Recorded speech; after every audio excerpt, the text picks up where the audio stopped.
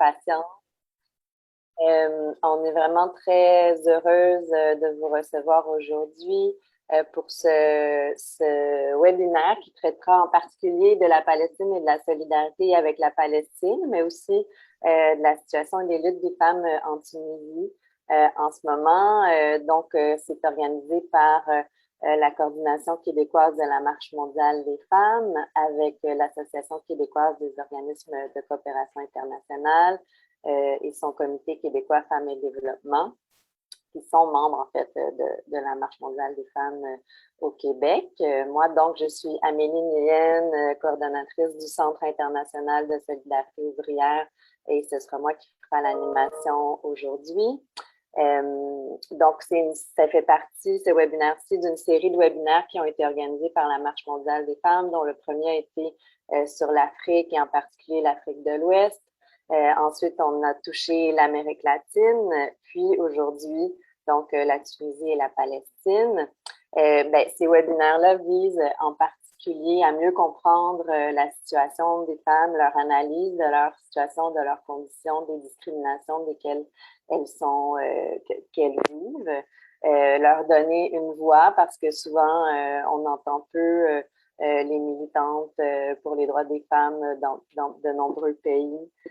Puis souvent, on peut aussi parler de voix locales, par exemple en Palestine et en Tunisie.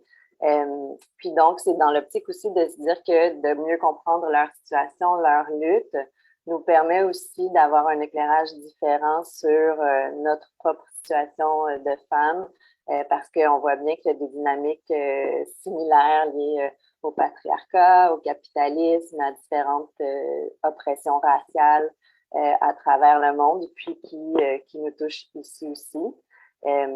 Puis ultimement, évidemment, l'idée, c'est de bâtir des liens de solidarité et de voir comment on peut lutter contre ces dynamiques de pouvoir qui nous touchent toutes et tous aussi. Donc, nous avons l'honneur d'avoir trois panélistes, Souad Mahmoud, Rouda Odeh et Isabelle Torjman, que j'aurai l'occasion de vous présenter plus amplement sous peu.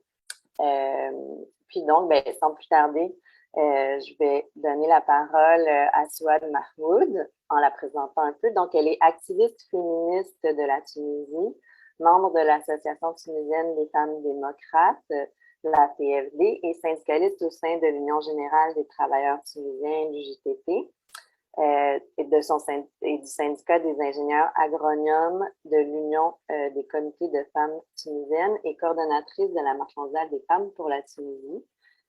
Donc, Souad, à vous la parole. Merci beaucoup, merci pour l'invitation. C'est un honneur d'être parmi vous. C'est toujours un grand plaisir d'être avec les femmes québécoises, d'être avec les femmes de cette région, parce que c'est une initiation que vous nous avez donnée depuis les années 2000. Et nous, on faisait partie de cette marche mondiale des femmes jusqu'à maintenant.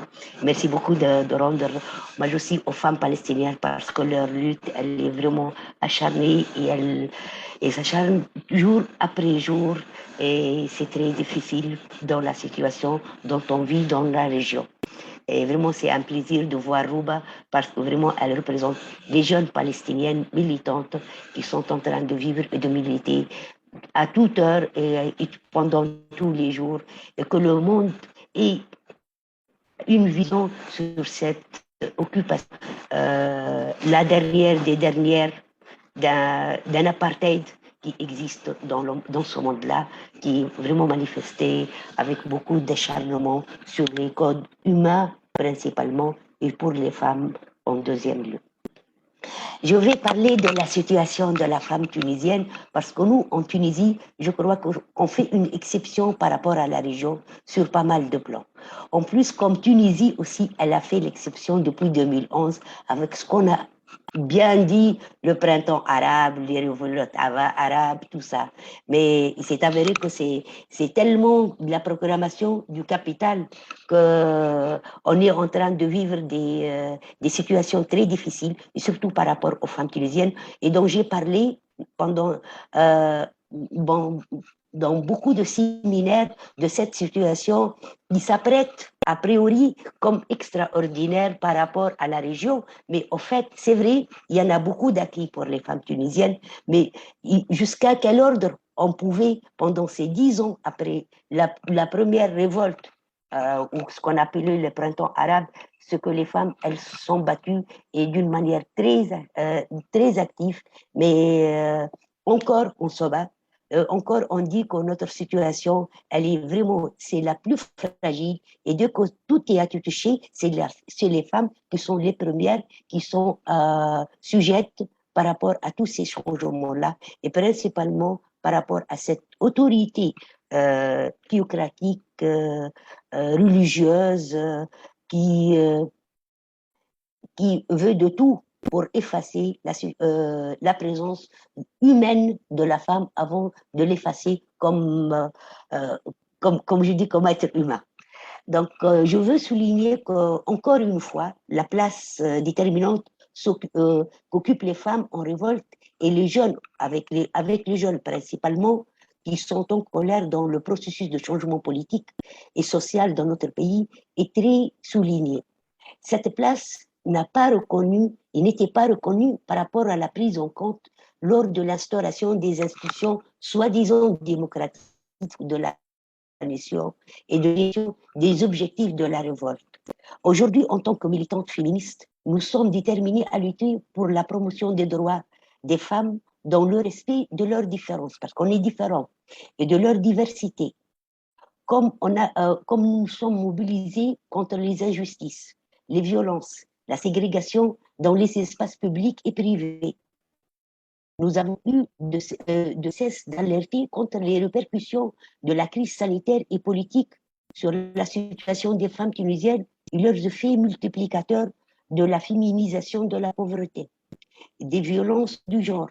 Aujourd'hui encore, continuons à lutter et de compter avec concertation les féminicides et les crimes causés par les camions de mort touchant les femmes rurales, tout cela dans le silence assourdissant des pouvoirs publics qui manquent à leurs responsabilités et à leur devoir de mettre fin à ces pratiques néfastes contre la vie des femmes. En tant que dynamique féministe autonome et collective, nous mettons en garde de toutes les tentatives de dénier leurs droits, les droits aux femmes, droits acquis et au prix de lutte, des mobilisations, des générations, des féministes et d'activistes. Nous rejetons catégoriquement toutes les allusions et innovations qu'elle en soit, la provenance mettant en cause les acquis des Tunisiennes en portant atteinte à leur dignité. Nous refusons toute séparation entre les droits socio-économiques et les droits civils et politiques, ainsi que toute minorisation fondée sur la répartition traditionnelle des responsabilités des rôles. La suprématie des pouvoirs patriarcaux et sur la division entre les espaces publics sous l'autorité de l'État est un espace privé dans lequel la citoyenneté est refutée.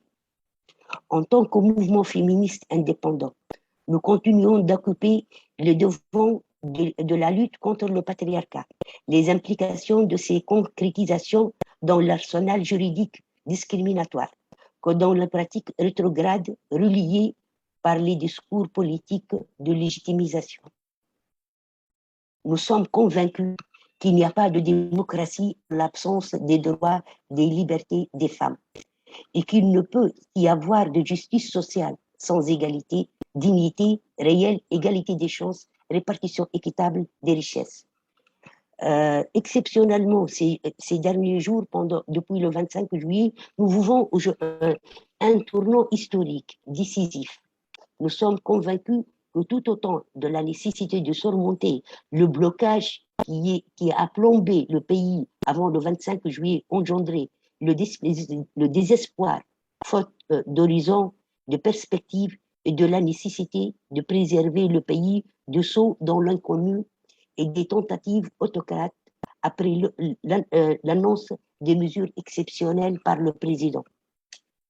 Compte tenu de ces prémices, nous avons élaboré soi-disant un mémorandum que nous adressons à l'opinion publique comme à toutes les forces démocratiques de la nation, y compris les partis politiques, les organisations nationales et les associations de la société civile dans l'objectif de partager un plan commun d'action qui n'exclut pas les femmes et les jeunes et peut servir la plateforme au combat qui nous attendent à court et à moyen terme.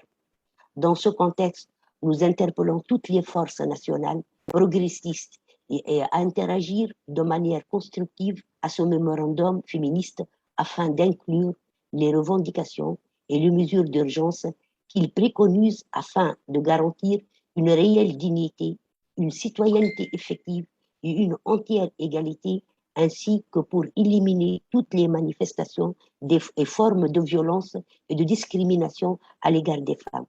Ce mémorandum, il est fondé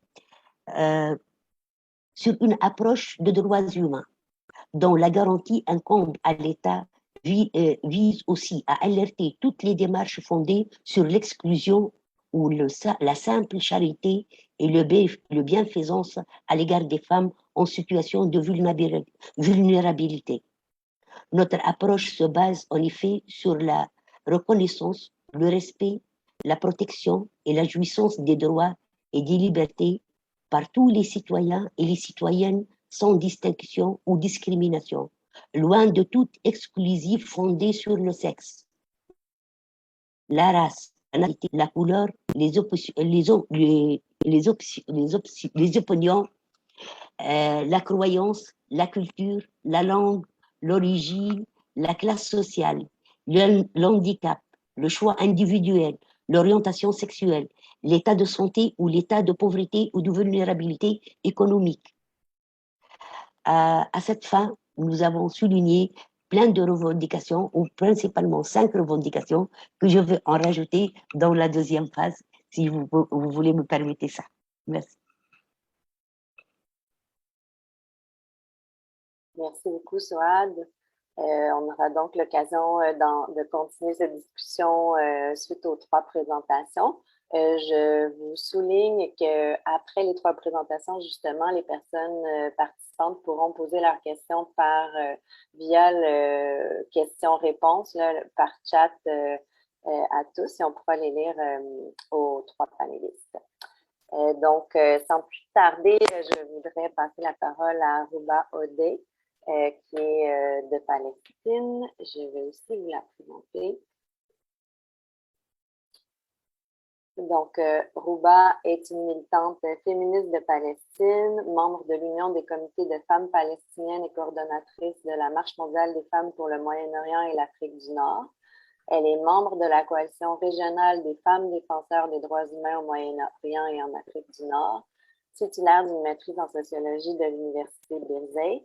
Et elle travaille au cours de sa carrière dans la lutte pour défendre les droits des femmes, pour atteindre une société juste dans laquelle règne et prévale la liberté et la dignité sociale.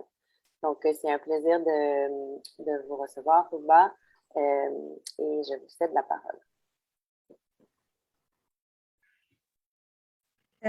Thank you. I would like to thank the organizer for this webinar, especially as we need to unite the international efforts and think together about the ways to strengthen international solidarity with the feminist and national issue.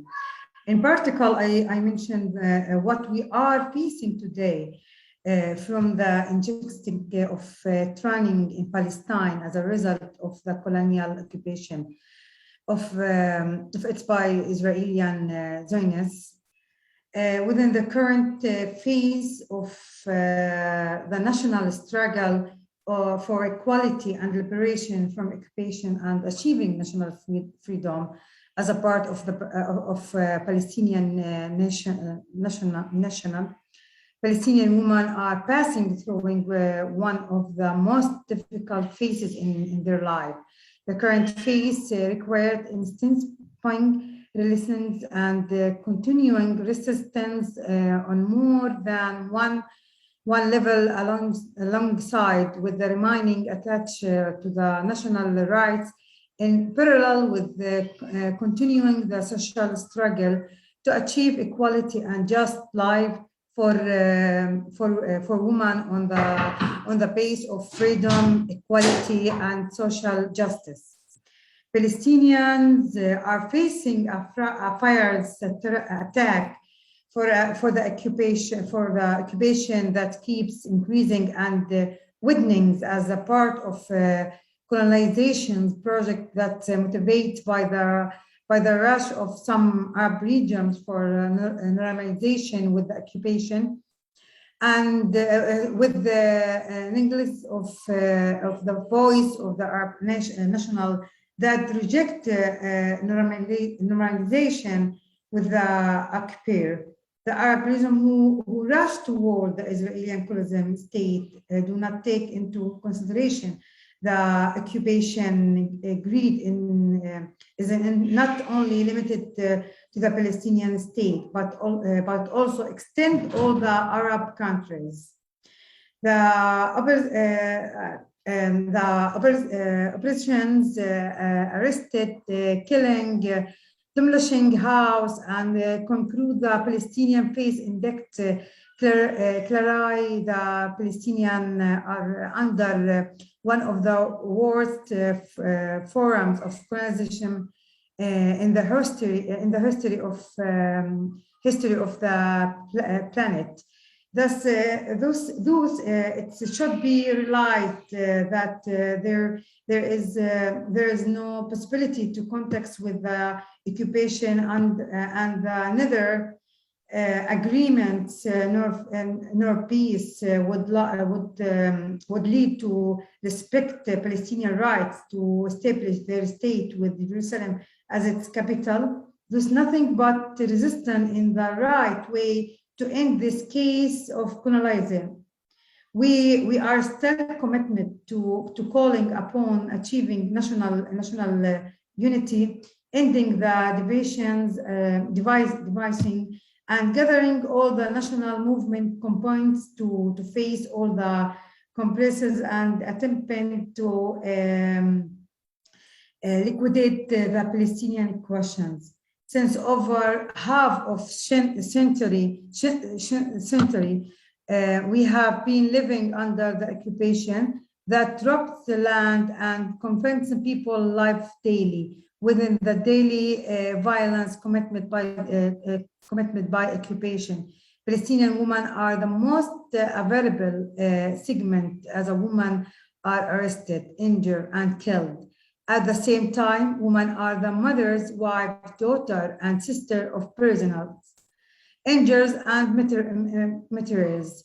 There are currently 40 Palestinian women under detentions in the Israeli prison where they are deprived of basic rights and services and are living under unbearable conditions. Arrested Palestinian women are divided of family visited, and many of the other women outside prison are not allowed to visit their relevant in the Israeli prison and detention center. The suffering of the detention Palestinian women increasing with the spread of COVID-19 pandemic, and the occupation invents tools and methods to oppress and terrorize Palestinian personal women. In this regard, the Palestinian person Khalda Jarrar was denied the right of the last look on the body of her young daughter who passed away recently. Another example of the obsession is the case of pregnant person Anhar Deed, who was trying the Israeli occupation in her last days of pregnancy and the release here. The occupation forces wanted Anhar to deliver in her cell, similar to another 10 Palestinian pregnant personnel who delivered in the past in personal and unhuman situation with their suffered hands and legs, where usually the baby and the mother are isolated in a cell that lacks of basic elements of a human life. However, thanks to a lot of pressure imposed the occupation, it was agreed to release Anhar Iddiq before delivering, but after paying financial warrants of around, it's around 12,000 euro.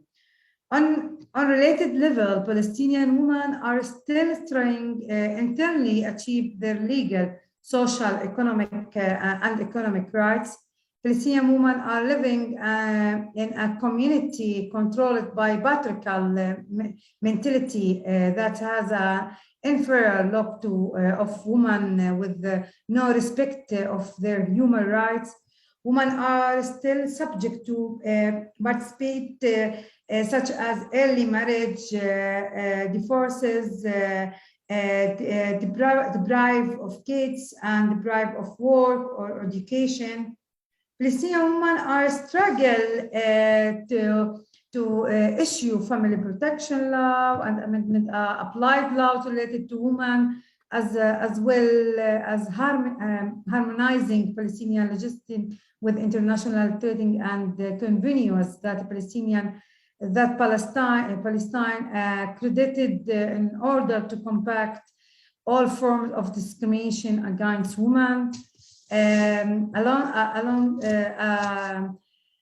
Alongside with the social observing of gender-based violence, there is an inferior look of women's economic role, where she is subjected to rises of violence once working for a private sector. The suffering of women increasing with the separate of COVID-19 pandemic, where there was an increase in gender-based violence crime. Furthermore, many women faced economic violence as they were fired and become jobless without receiving the minimum rights from their employee.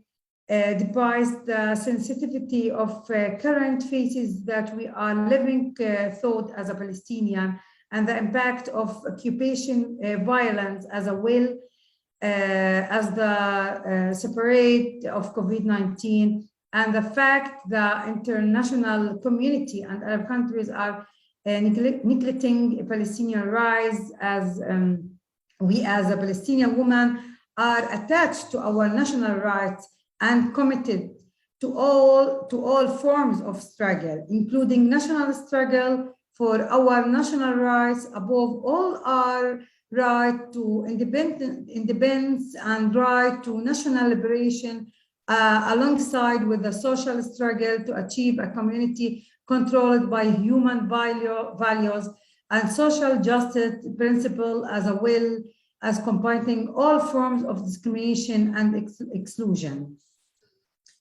In context, as we appeal all the human rights and human rights bodies and institutions to put their pressure on the occupation authorities to stop their crimes and the violence of the right of Palestinian women and all the Palestinian people, and to oblige them to provide protections and security of them, release the Palestinian prisoners, and hold the perpetrators of crime against them accountable. The situation of the Palestinian political prison in Israeli person, especially the female, required us to work international to avoid the poor conditions in which they live. The Palestinian female personnel are launching in Dimon prison, which is unsafe to live, and lacks the minimum requirements of hygiene and safety, and various of unfair policies are protecting against Palestinian female personnel, which aim to deprive female personnel of their rights through a policy of appropriately designations, medical negligence, and solidarity commitment for healthcare and not providing them with the medicine. such as what's happened with one, Isra Ja'abiz, is a Palestinian personnel, had a car accident before 10 years ago, and her car caught a fire with her was inside. She was close to the Israeli military checkpoint near occupied Jerusalem. But the Israel forcibly forced to provide her. They instead were deployed around the scene and arrested her in Israeli person. In spite of her critical health condition, she gets nothing more than painkillers. Ja'abiz need to be free and get the medical cares she deserves. We need to putting pressure on the Israeli occupation in order to extend the rights of the persons and provide their special needs. Thank you. Thank you very much, Ruba. Certainly in Palestine, the defense of the rights of women is very intertwined with the fight against the occupation. So we'll get the chance to discuss more. En français. Donc, c'est un grand plaisir de vous présenter Isabelle Torjman maintenant, qui est en France. Isabelle est historienne de l'art de formation, guide conférencière dans les pays de la Méditerranée orientale pour une agence de voyage culturel pendant 10 ans. Et présentement, elle est cadre à l'EDF. Elle est issue d'une famille judéo-chrétienne et elle s'est rendue en Israël à 20 ans pour y travailler. Après 2 ans sur place, elle est retournée en France et a rejoint des mouvements de solidarité avec la Palestine. En parallèle, elle découvre les mouvements militants de gauche, adhère au Parti communiste et milite notamment pour la défense des droits des femmes en adhérant à Femmes solidaires. Et c'est en 1999 qu'elle adhère à une organisation à dimension nationale en France, donc l'Association pour le jumelage entre les camps de réfugiés palestiniens et les villes de France, la JPF, où elle prend progressivement la responsabilité de secrétaire générale. Donc, et on a demandé à Isabelle de nous présenter, oui, le travail de la JPF, mais de nous donner des pistes aussi au niveau de la solidarité internationale avec la Palestine pour qu'on pourrait suivre peut-être comme groupe de femmes québécoises. Merci. À vous la parole. Merci. Et vous m'entendez bien? Oui, ça va? C'est correct. OK. Merci beaucoup de votre accueil et effectivement de nous permettre à l'association, puisque je représente une association, de nous exprimer et d'expliquer un petit peu le travail qu'on fait en Palestine, mais aussi en France pour mieux faire connaître la situation des Palestiniens, des réfugiés palestiniens en France auprès des habitants des villes. Effectivement, l'association, c'est une association qui travaille principalement en direction des réfugiés palestiniens pour essayer de faire connaître leurs droits. Bon, je ne reviendrai pas sur la violence de l'occupation israélienne qui effectivement oppresse le peuple palestinien, les femmes étant doublement victimes et bien sûr victimes de l'occupation. On rajoute encore un cran avec les réfugiés, ceux qui vivent dans les camps de réfugiés, dans des camps de réfugiés en Palestine depuis plus de 60 ans, dans des camps de réfugiés à Gaza, dans des camps de réfugiés en Syrie où il y a en plus la guerre et un certain nombre de réfugiés qui se sont également réfugiés au Liban et donc effectivement des réfugiés également au Liban. Et donc, nous, notre association essaie effectivement de faire connaître la question du droit des réfugiés palestiniens et à travers des jumelages. Alors, pourquoi des jumelages? Eh bien, parce que notre objectif était de pouvoir impliquer à la fois des institutions à travers les villes françaises, mais aussi qu'il y ait un ancrage citoyen.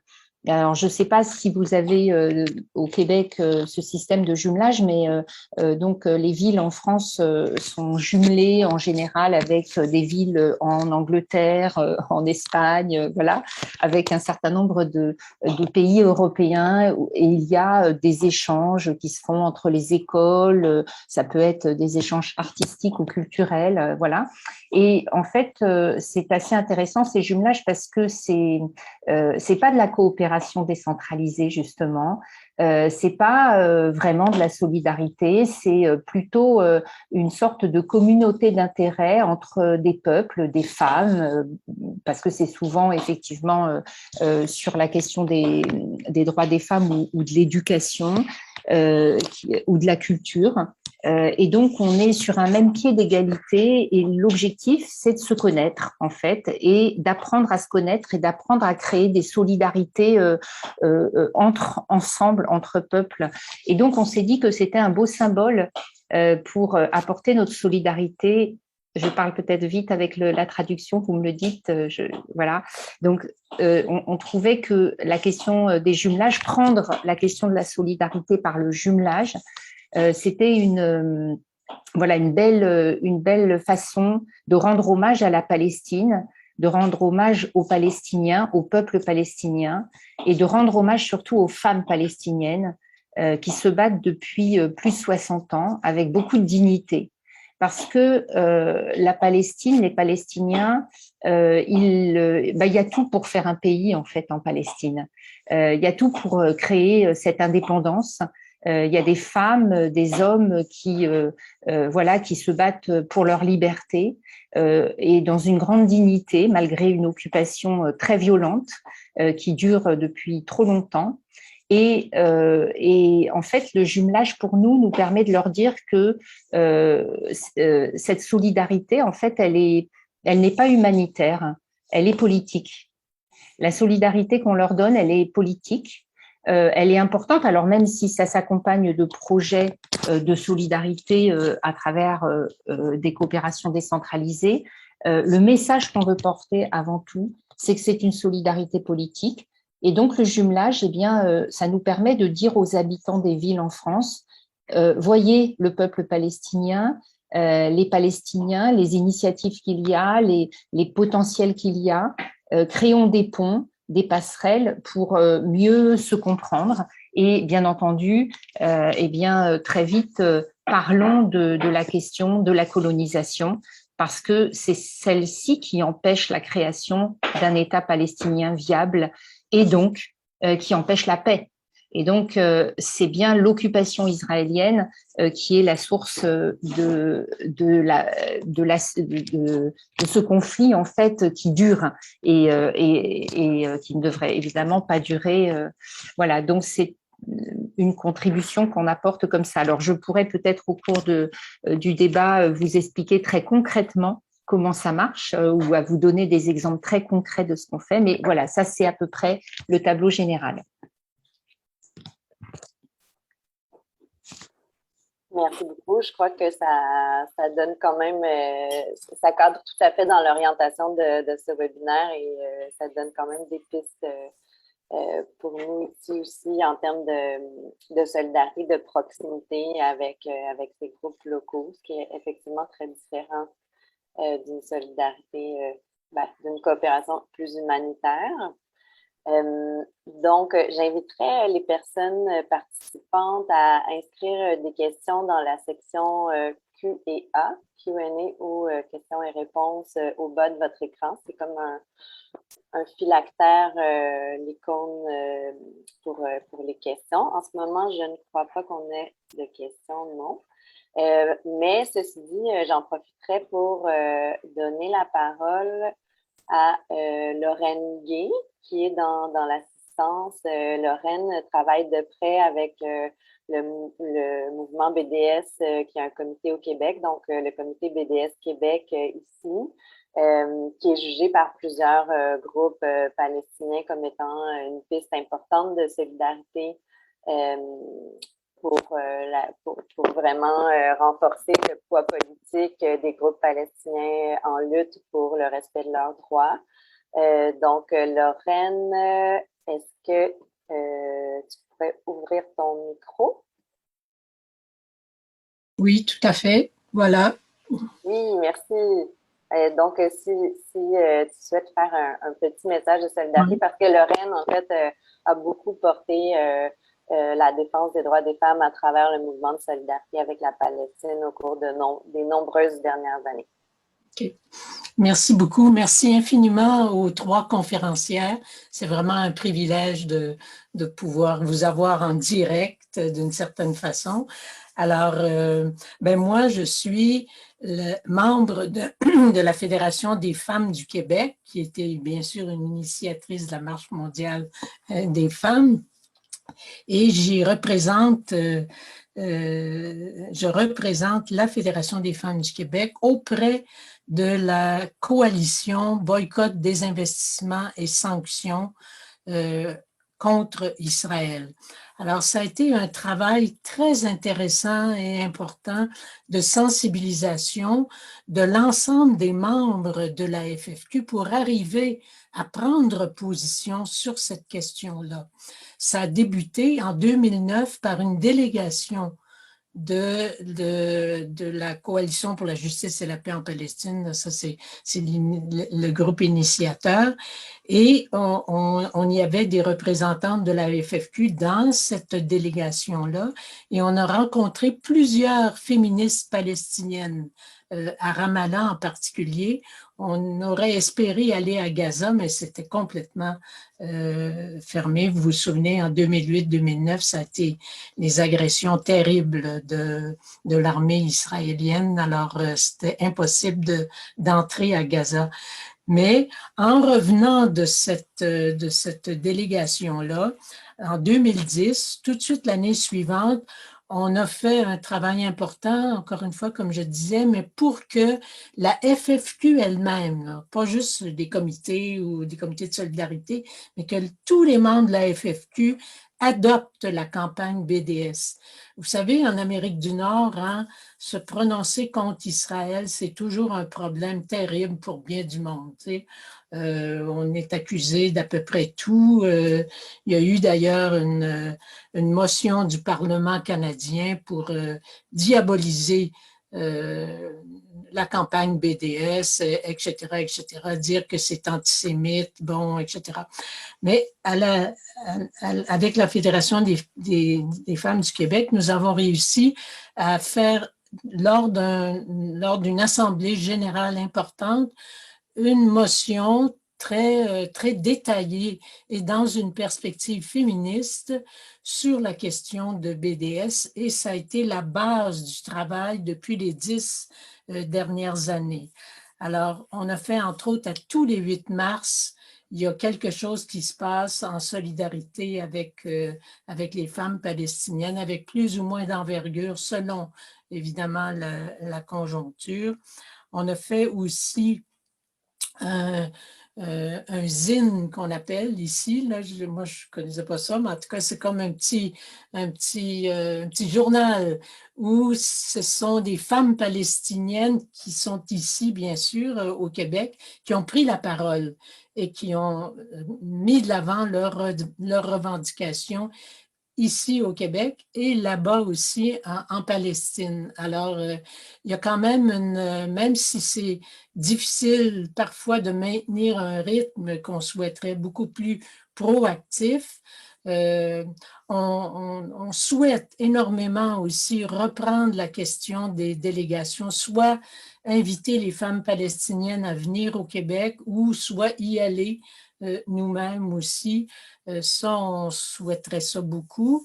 Je sais, Ruba, you speak English, so it's difficult for you to understand what I say, but there's translation, eh? Yeah, there's translation, okay. So, j'aimerais terminer, ça donne juste une petite idée, bien sûr, de ce qu'on fait, mais j'aimerais terminer en posant une question à Ruba, mais aussi aux 2 autres panélistes sur quelle est la place des femmes dans les rapports de pouvoir au sein des organisations palestiniennes ou tunisiennes ou françaises.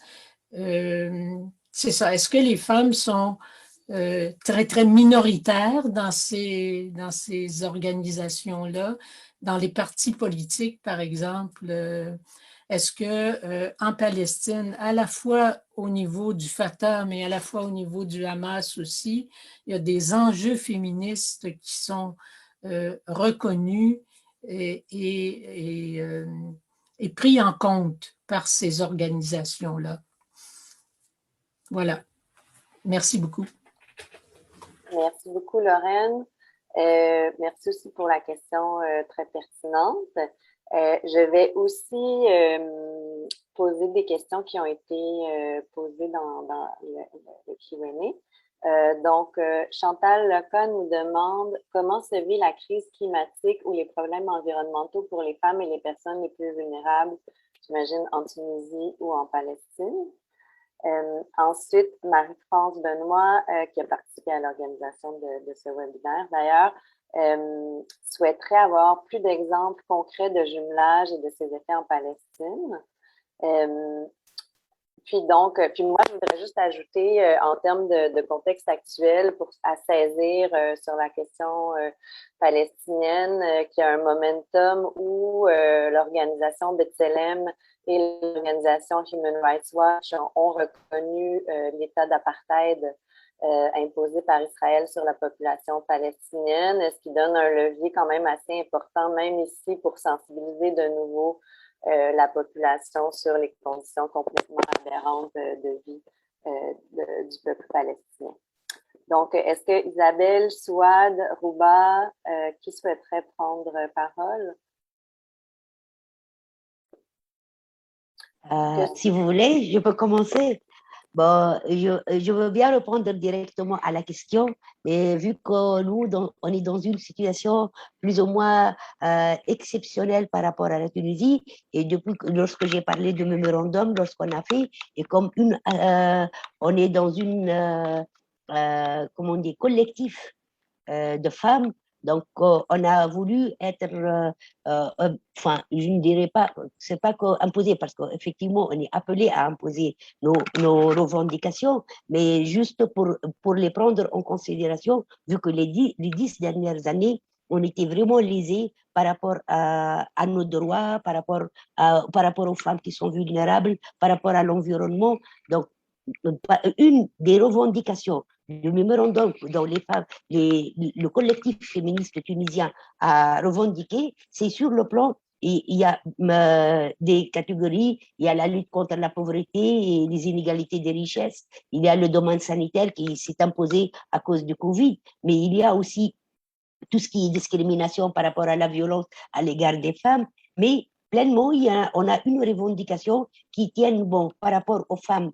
Enfin, d'une manière générale, on a pris ça en ce qui concerne la prise en charge des catégories des gens qui sont vulnérables, comme la prise en compte de la situation particulière des mères célibataires, des femmes veuves ou divorcées et des familles monoparentales, et la mise en œuvre d'une loi relative à l'emploi des employés domestiques qui étaient lésés par rapport à la situation de Covid. Il y a une absence totale de protection sociale dont les femmes qui travaillent dans le secteur agricole, elles sont dans une situation très vulnérable. Donc, une des revendications de fournir un transport qui est sécurisé, les encourager à exploiter les terres domaniales car elles sont vraiment exclues de d'une richesse de l'État qui est vraiment profite aux gens qui sont riches et à travers l'investissement, tout en respectant l'égalité salariale et le droit au travail aussi décent.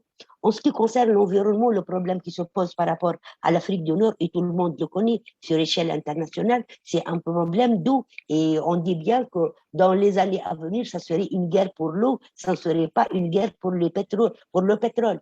Donc nous, on est très touchés par rapport dans l'Afrique du Nord, mais principalement en Tunisie. C'est un petit territoire, mais donc c'est une des revendications qui existe en bonne et due forme, et on est en train de lutter pour garantir l'accès à l'eau pour tout, conformément à l'article 44 de la Constitution qui n'est jamais respecté.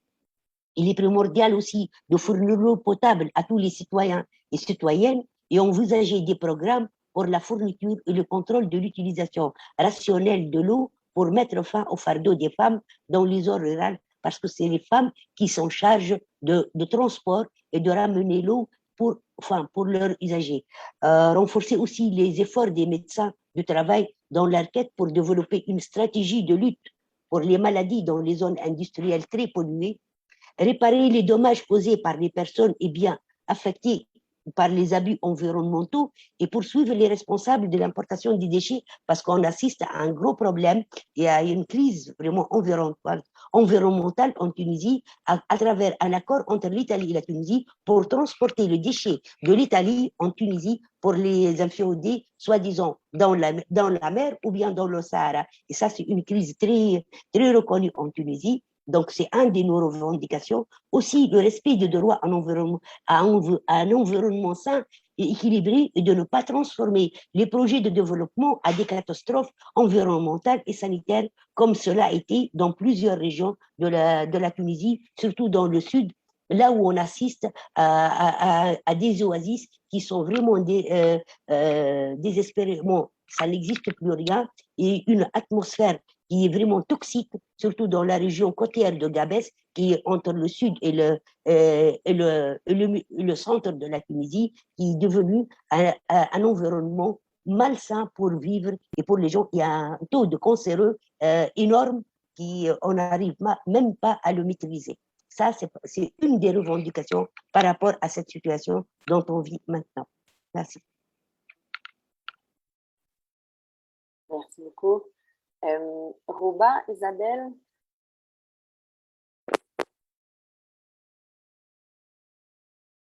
Ah, Rouba, we can. Oh, yeah. I want to conclude and to say what the Palestinian people mean is different from the forms of occupation that have passed on humanity in light of the deprivations of all life resources, of displacement and asylum, of rest and abuse from conflictions of resource. We look forward to international solidarity campaigns to support the Palestinian causes that pressure the international community to offer freedom to the state of Palestine with the capital of Jerusalem. We seek international pressure for the prisoners inside the prisons. This required a popular movement. The trend of issue that we are stolen from the land and what is facing today in Sheikh Jarrah, Lifta, and Silwan, the aggression against Gaza and the demolitions of human for their wants, pressure on the return to refugee to return to their land. The Palestinian women, we have a historical struggle and made a lot of, as we find them in the initial ranks of the struggle toward achieving freedom and justice. So we need to think together, and we need to push as a movement, as a global movement, in different ways and levels, such as BDS or another campaigns, international solidarity with the feminist and national issue,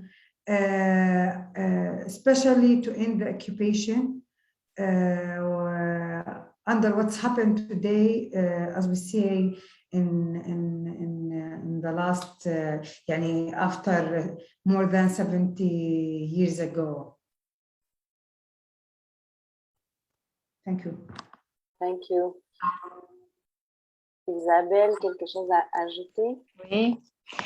Alors effectivement, revenir sur ce qu'a dit Lorraine sur la question de la criminalisation et des sujets effectivement autour de ça. Et puis je parlerai peut-être effectivement de la part des Palestiniennes en Palestine, justement pour la question qui a été posée tout à l'heure, et peut-être effectivement un ou deux exemples concrets des jumelages et de ce que ça a comme effet. Alors déjà, effectivement, nous, notre association fait partie de la plateforme française des ONG pour la Palestine, qui regroupe un certain nombre d'associations françaises de solidarité avec la Palestine. Il y en a une trentaine. On fait partie de cette plateforme qui est une plateforme principalement juridique et qui nous aide notamment à monter des dossiers juridiques contre Israël, contre le gouvernement israélien, notamment effectivement sur la question de l'état d'apartheid, et puis contre ce mouvement qui considère que dès qu'on parle de l'état d'Israël, on est considéré comme antisémite.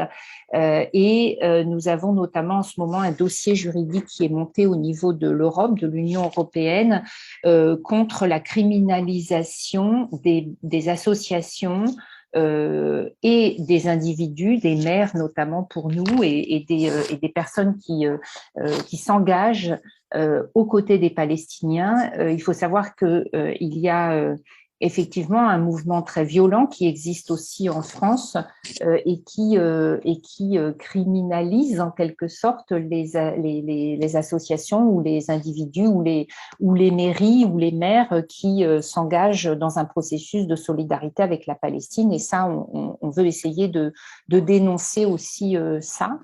Parce que en fait, voilà, nous on travaille avec beaucoup d'élus qui sont souvent attaqués vraiment, et il y a même des procès quand ils décident de se solidariser avec, par exemple, des Palestiniens ou voilà.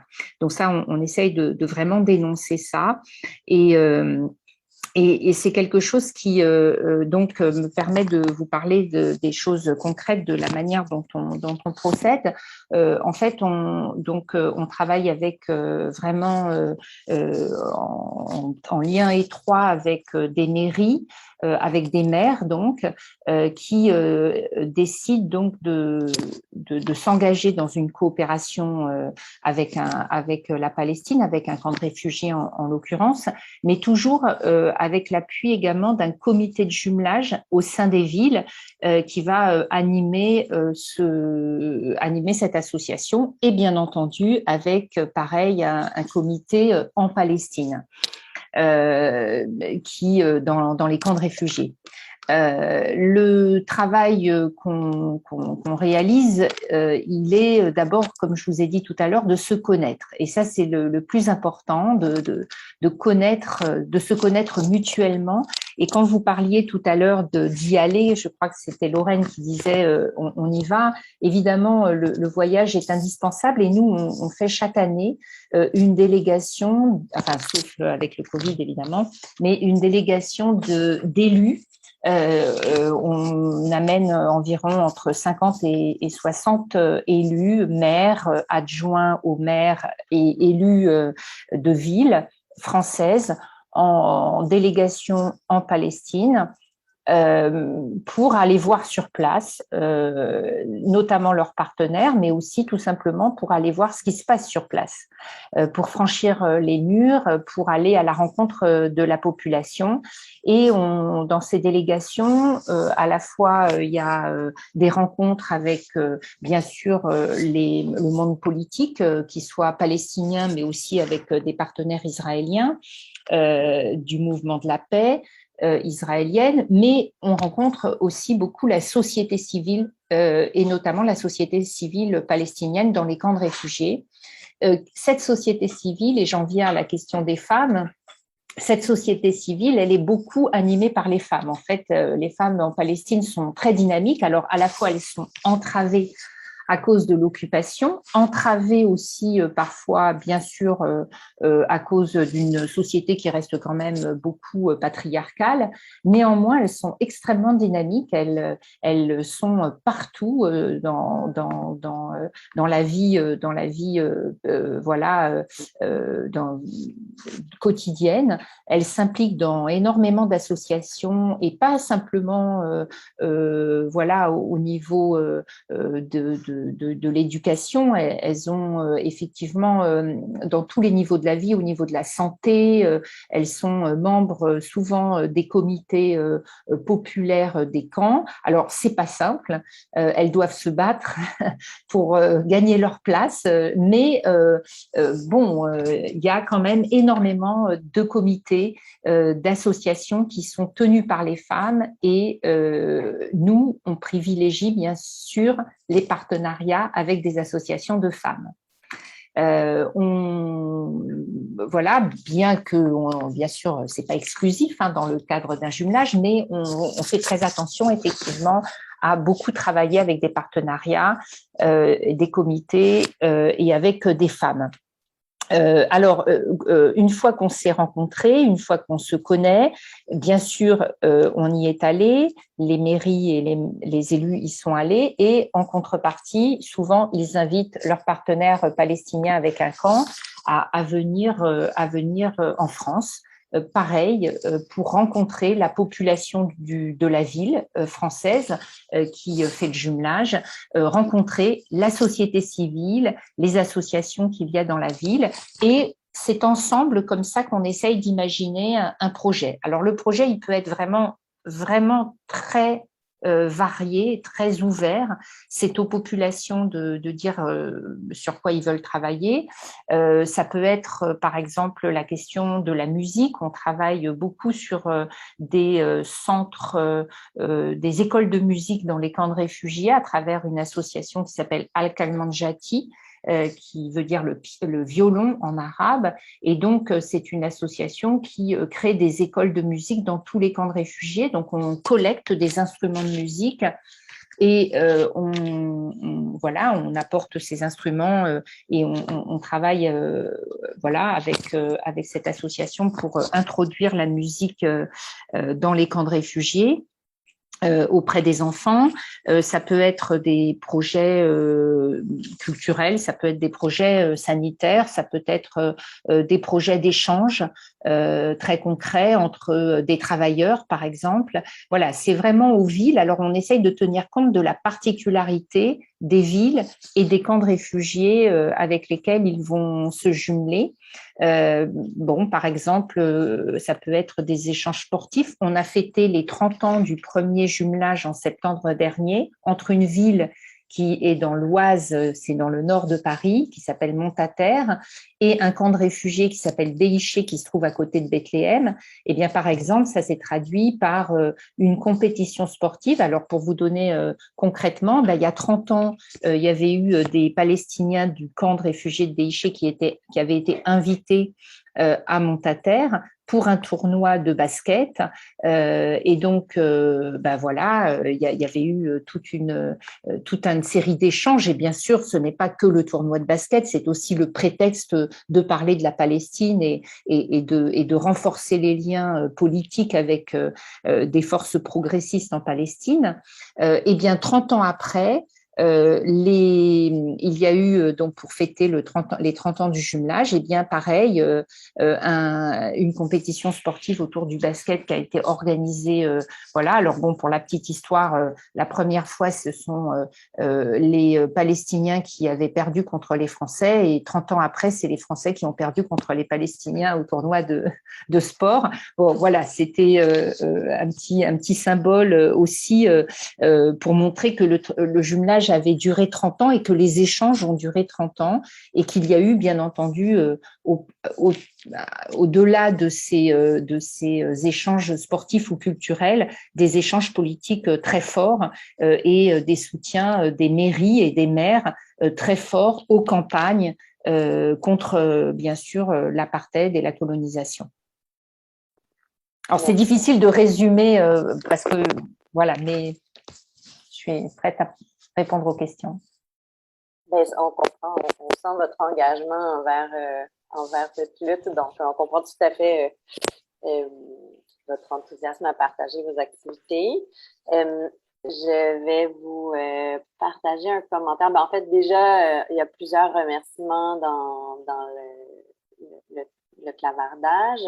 Il y a Michel Asselin qui souligne que l'ACOSI, l'Association québécoise des organismes de coopération internationale, appuie la campagne BBS. Plusieurs organismes de coopération et de solidarité internationale québécois appuient divers partenaires palestiniens. Dès que la mobilité internationale pourra reprendre, le projet d'inviter des militantes féministes palestiniennes et du Moyen-Orient au Québec pourra se poursuivre. Ces rencontres en personne permettent certainement de consolider des liens de solidarité. Je pense que oui, en effet, pour avoir organisé avec le CISO, l'organisation avec laquelle je travaille, ça change complètement les perspectives et contribue à déconstruire les mythes qui nous sont propagés dans les médias et qui sont tellement nocifs. Dès qu'on va en Palestine, l'injustice est frappante et criante, puis nous fait réfléchir même, je pense, sur l'interdépendance des droits et la nécessité de défendre les droits des Palestiniennes et Palestiniens. Je crois que Souad souhaitait prendre parole. Vous pouvez continuer. Ah oui, pardon. Il y avait une autre question dans le clavardage. C'est dans une autre question. Donc, Anne Latendresse, qui tient déjà à vous remercier chaleureusement chacune, toutes les trois. Donc, elle souhaitait poser une question à Ruba et à Souad.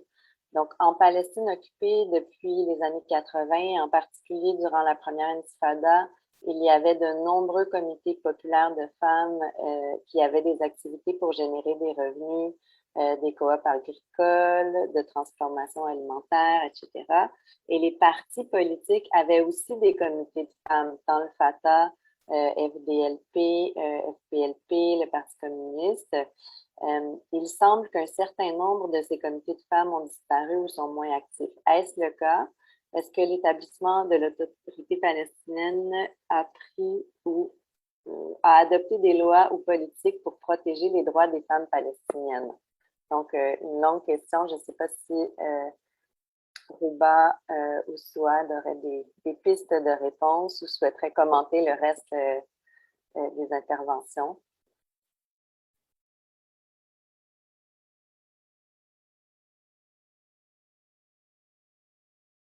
Ruba? Yes. Yeah. Just I want to say the feminist the Palestinian woman is still in the front, in the first struggle level. Maybe in teens and in the first Intifada, we saw her in different figures, but still she is in the street, she is in the personal, she is in try to find the alternative to continuous her struggle and to continuous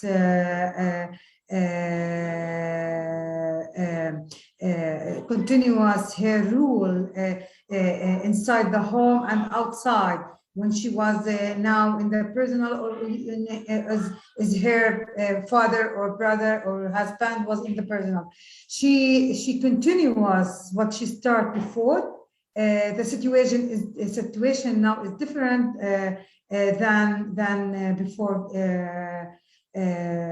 20 or 30 years ago, but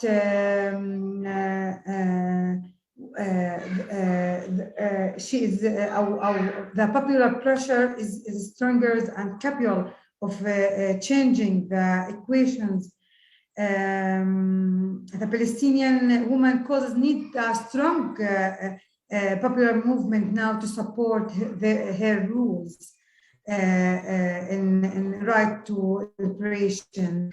What as the Palestinian women are facing today is not international actable. and required real action in all the levels when she was still now on. She do a lot. She need support. She need to reach the liberty and the freedom, but she still start before till now.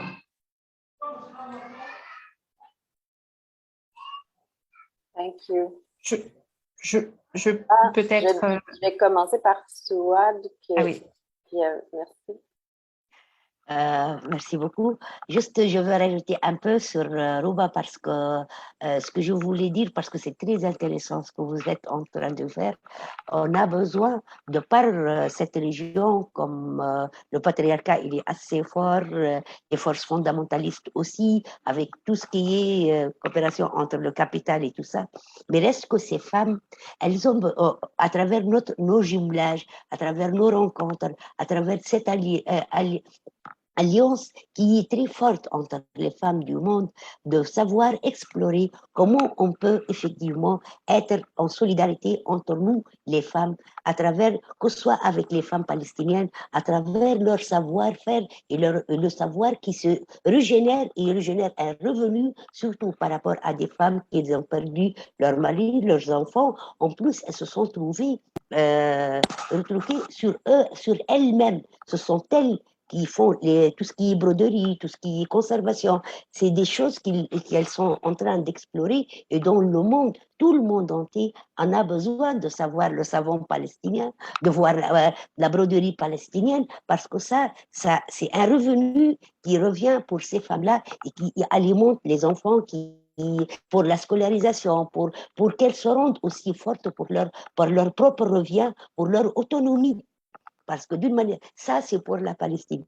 Mais à l'encontre, par exemple, pour les femmes tunisiennes, dont elles ont bénéficié de plein de crédits de par les institutions mondiales, mais qu'elles n'ont jamais régénéré une autonomie financière pour les femmes, parce que tous ces projets-là ne cherchent pas l'autonomie des femmes, c'est sous forme de crédit pour accabler tout ce qui est économie de l'État. Mais nous, à travers notre alliance et notre solidarité ensemble, on cherche à avoir une coopération et une alliance avec les femmes du monde pour dire que, par exemple, pour les femmes tunisiennes, à travers la crise de Covid, ce sont elles qui ont alimenté tout le peuple tunisien à travers leur savoir-faire de conservation des aliments, là où les hommes et tout le monde était chez eux, ce sont les femmes rurales qui ont continué à travailler et ce sont elles qui ont transformé tous les aliments en conserve selon les ancêtres berbères et selon les ancêtres arabes aussi et d'autres ancêtres qui ont survécu sur cette terre.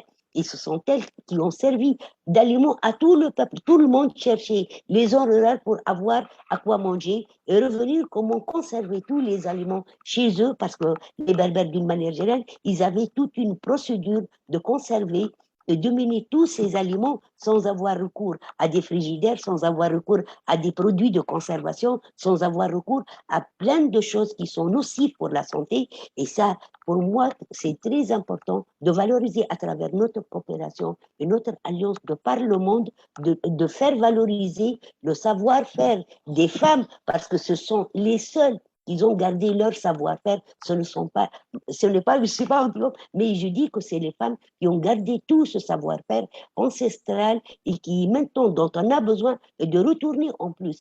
C'est à travers de telles coopérations, de telles alliances qu'on peut valoriser le revenu de ces femmes-là à travers des coopératives, à travers la publicité de leurs produits, à travers même de déguster les produits que préparent les femmes palestiniennes ou les femmes tunisiennes ou les femmes algériennes ou marocaines, parce que c'est très important ce que ces gens, ils ont pu conserver comme savoir-faire qui a été délaissé par le capitalisme et l'industrialisation de notre nutrition et la transformation même de tout de notre vie.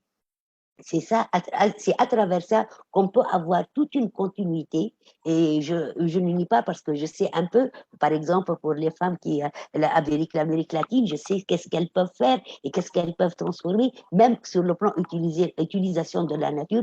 Et moi, je veux bien si on peut explorer tous ces domaines-là parce que ça valorise les femmes et ça tisse des liens très solides entre nous quand même, si on veut effectivement lutter pour notre autonomie, lutter contre le patriarcat, lutter contre le capitalisme, c'est à travers ces choses-là qu'on peut autonomiser les femmes de base qui sont à l'origine de notre lutte et en même temps valoriser le savoir-faire et faire valoir la situation des femmes là où elles se trouvent dans n'importe quelle place. Merci beaucoup, Souad. Je pense que ça nous amène bien vers une conclusion. On doit terminer vers 13h30. Donc, effectivement, si vous avez des pistes de réflexion pour la suite, pour bâtir une solidarité plus forte entre femmes, contre l'occupation, on vous invite à tendre vers cette direction. Isabelle, vous aviez demandé la parole. Oui, c'était pour faire un complément par rapport à la question de l'implication des femmes dans le mouvement politique en Palestine, parce que effectivement, traditionnellement, les femmes sont très palestiniennes étaient très impliquées sur les questions politiques, pas simplement tout à l'heure, comme j'ai dit, dans le mouvement associatif, mais aussi dans le mouvement politique. Ça a été parmi les femmes arabes les plus émancipées dans les années 50-60, notamment à travers ce qu'on a appelé l'Union des femmes palestiniennes, qui était très importante. Et quand il y a eu la création de l'autorité palestinienne dans les années 90, avec les accords d'Oslo, il faut savoir que les femmes ont été très, très présentes, très actives, des militantes que j'ai eu l'honneur notamment de connaître, comme Samia Bamia, par exemple. Il y a eu plusieurs ministres palestiniennes de l'autorité palestinienne, mais aussi d'autres mouvements, et donc un mouvement politique des femmes très impliqué et qui existe encore aujourd'hui. Par contre, effectivement, il y a un recul. Il y a un recul du mouvement politique en Palestine. Bon, on va pas l'expliquer là aujourd'hui parce que c'est beaucoup trop court, mais il y a un recul du mouvement et de fait, il y a un recul du mouvement aussi des femmes en Palestine. Mais je veux dire qu'il n'est pas essentiellement des femmes, il est vraiment un recul malheureusement politique, une division qui s'accentue politiquement dans les partis politiques en Palestine.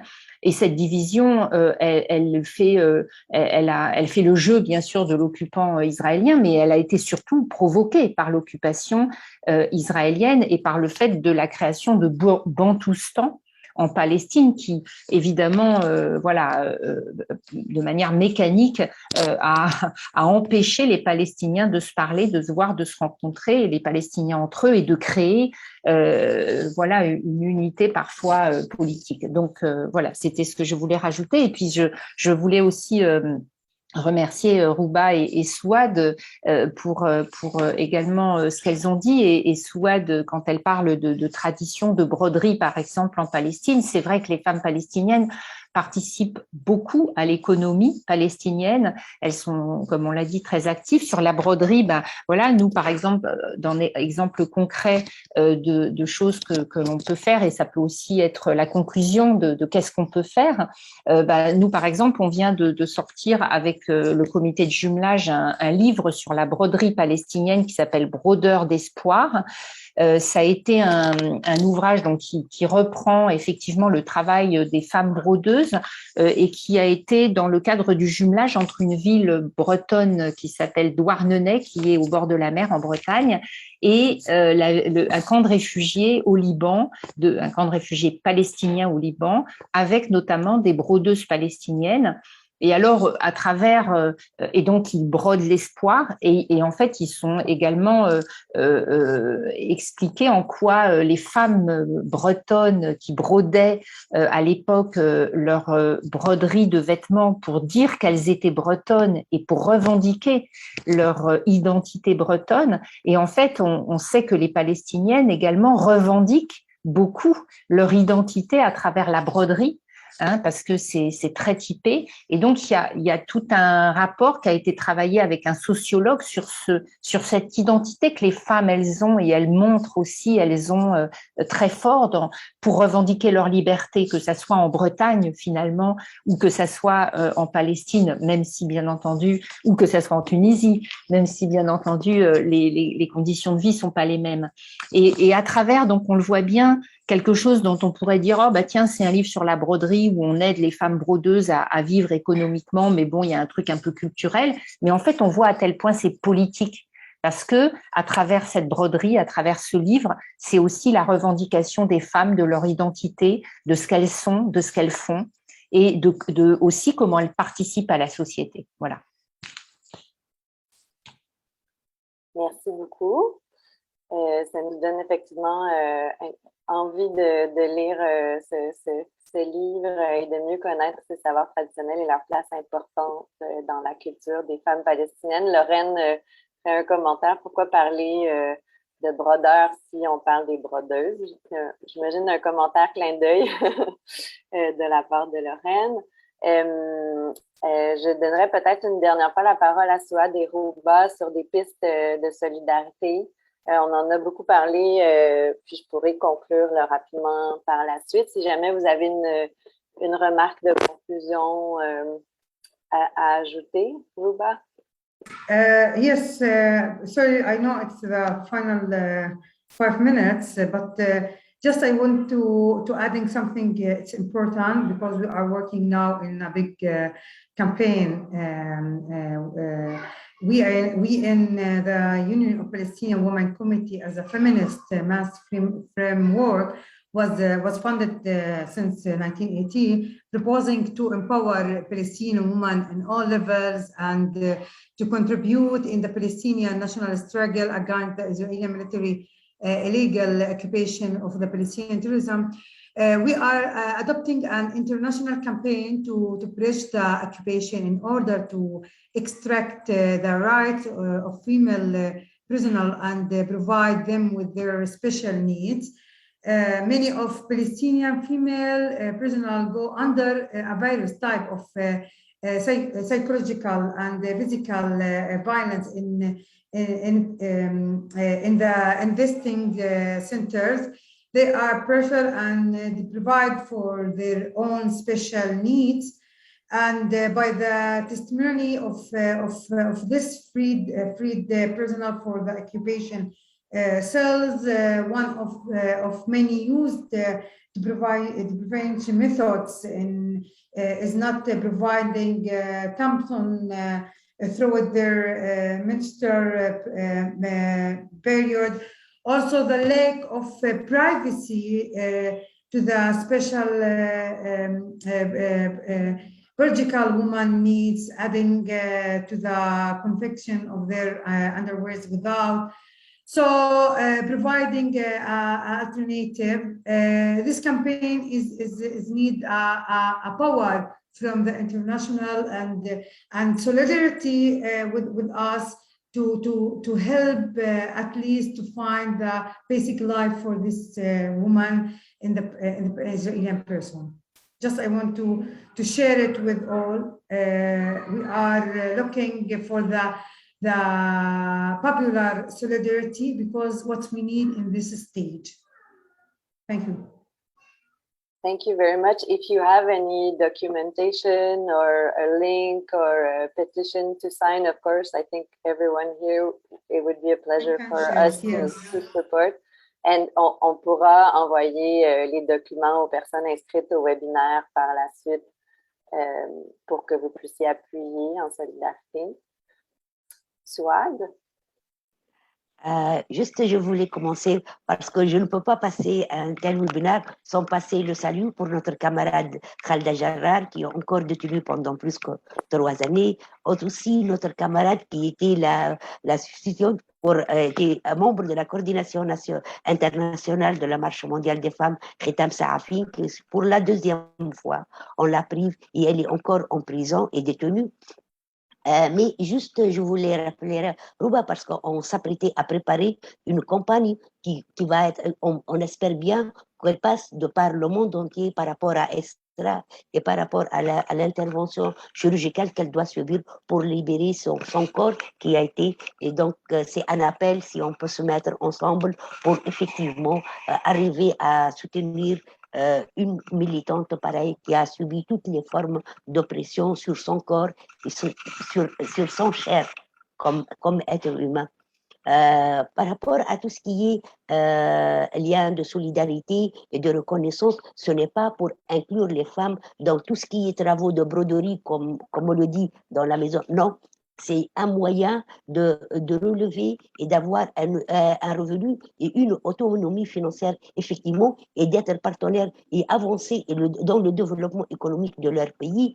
Ça veut dire que toute activité économique, elle ne peut pas être juste cloisée, soi-disant que c'est une activité pour les femmes ou pour les hommes, parce que maintenant, par exemple, nous, on se lance par avoir, on espère bien avoir un livre par rapport aux tisanes berbères, par rapport à tout ce qui est préparation des produits, des solutions qu'on utilise, c'est de la médicament, c'est du médicament ancien ou un traitement, comme on dit, traditionnel, mais c'est à base des tisanes et à base des herbes qui existent dans nos pays.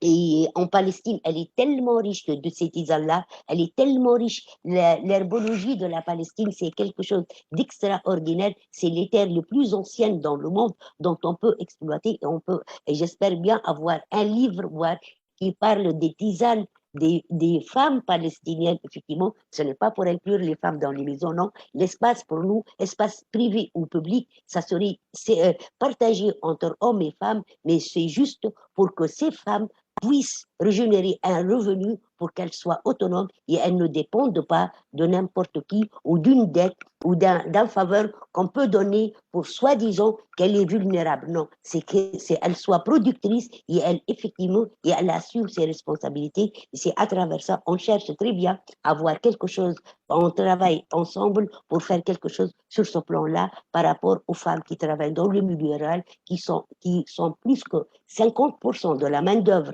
agricole maintenant sur toute la région, et elles ne sont pas visibles. Et leur travail n'est pas visibilisé, il n'est pas comptabilisé, même dans les PIB de nos pays. Donc, le fait d'avoir, par exemple, un livre pour les tisanes ou un livre pour le savoir-faire de la conservation des produits alimentaires, ça va être extraordinaire et ça va valoriser ces femmes qui vont avoir des revenus pour régénérer et pour avoir leur autonomie. Merci.